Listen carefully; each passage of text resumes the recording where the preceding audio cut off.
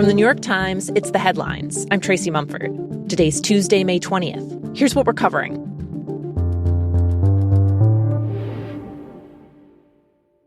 I talked to him about it. I said, when are we going to end this, Vladimir? I've known him for a long time now.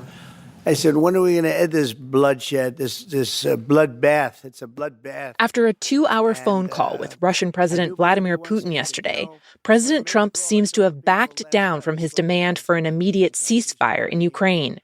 It's something he publicly called for earlier this month, even threatening Russia with sanctions if it didn't agree. But he's now endorsing what Putin has proposed: extended negotiations with no pause in the fighting. In another pivot, while Trump previously claimed he'd personally be able to broker an end to the war, he said yesterday that Russia and Ukraine themselves are best suited to work out an agreement. Got very big egos involved, I tell you. Big egos involved. But I think something's going to happen. And if it doesn't, I'd just back away and they're going to have to keep going. Trump now seems at least somewhat eager to surrender his role as mediator altogether. He pointed to the Pope's recent offer to host negotiations at the Vatican, saying, "Let the process begin." After the call with Putin and 2 phone calls with Ukrainian President Volodymyr Zelensky, Trump leaned into the potential economic benefits to the end of the war, saying that Russia eventually wanted large-scale trade with the U.S. And in Russia's recap of the conversation, Putin's foreign policy advisor told reporters that Trump, quote, spoke quite emotionally about the future of the U.S.-Russia relationship and said Russia would be a key trading partner for the U.S. in the future.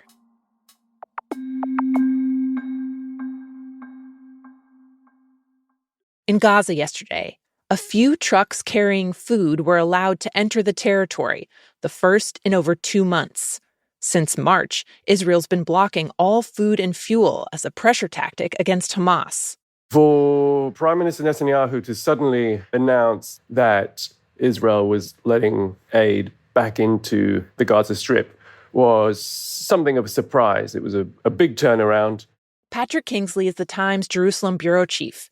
He says aid groups and the United Nations have been repeatedly warning that Gazans are on the brink of starvation. And in recent days, President Trump also joined in, warning about the growing humanitarian crisis.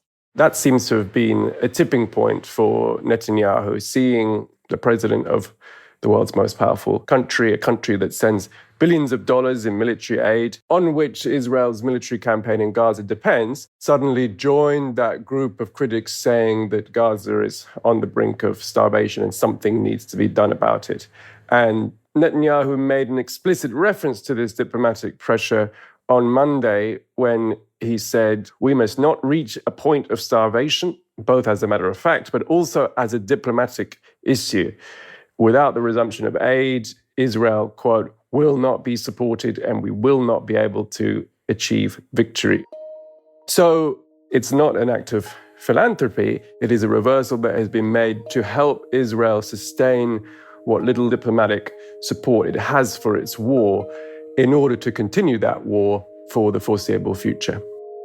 Patrick says that as of this morning, just 9 trucks have been let into Gaza, compared to the dozens, if not hundreds of trucks a day that were crossing into the territory before the blockade.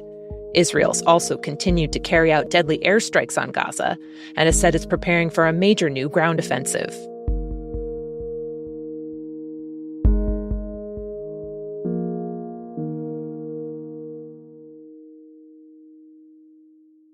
The DHS says that, in their words, you were body slamming an ICE officer. Is that what happened? Absolutely no. I mean, I honestly do not know how to body slam anyone. There's no video that supports me body slamming anyone. The Justice Department has charged a member of Congress from New Jersey with assault over a clash with federal agents outside an immigration detention center. On May 9th, Representative LaMonica McIver went to tour a building in Newark that had recently been converted by a private prison company into a detention center under a $1 billion contract with the Trump administration. McIver and other Democratic members of Congress went to inspect the conditions there, concerned that it had been opened without proper permits. They tried to bring the mayor of Newark with them inside, and a chaotic scuffle broke out as they were met by federal agents wearing face coverings and military fatigues.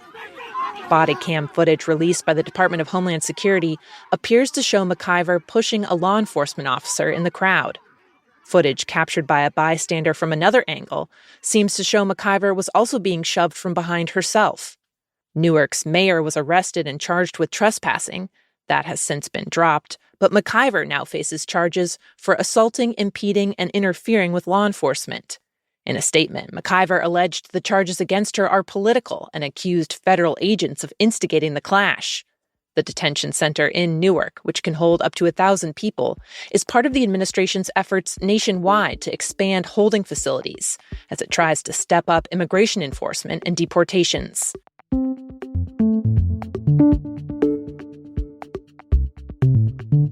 Meanwhile, the Supreme Court announced it will allow the Trump administration to remove protections for nearly 350,000 Venezuelan immigrants. The migrants had been allowed to live and work in the U.S. legally under a Biden-era expansion of the Temporary Protected Status Program, which the Trump administration has moved to end.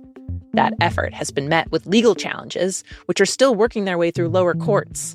But for now, the Supreme Court's order potentially puts the migrants at risk of deportation.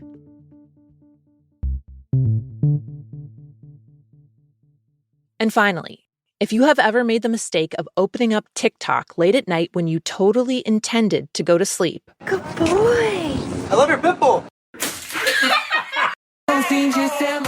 You know the feeling of scrolling, and all of a sudden it's 2 a.m. and you've watched a skincare tutorial and a viral dance trend and a hack about how to make the perfect fried egg and you really should just have gone to sleep?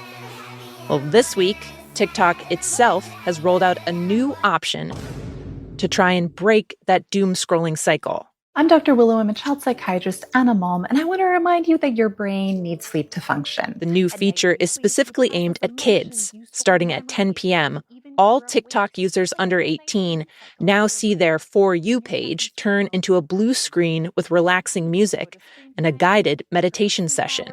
It's that easy to get a restful, uninterrupted sleep, and I promise your brain will thank you. Good night, TikTok. Naturally, TikTok is promoting the new feature with a child psychiatrist who's a paid influencer. The update comes just months after more than a dozen states sued the company, accusing it of creating an intentionally addictive app that harms children and teenagers. The state said the app is designed to make young users lose track of time and keep their attention so that TikTok can show them more targeted ads. The meditation feature is optional.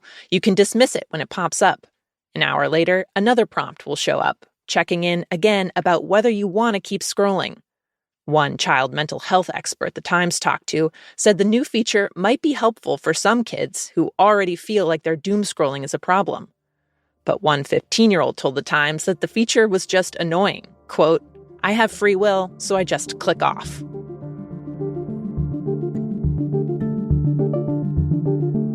Those are the headlines. I'm Tracy Mumford. We'll be back tomorrow.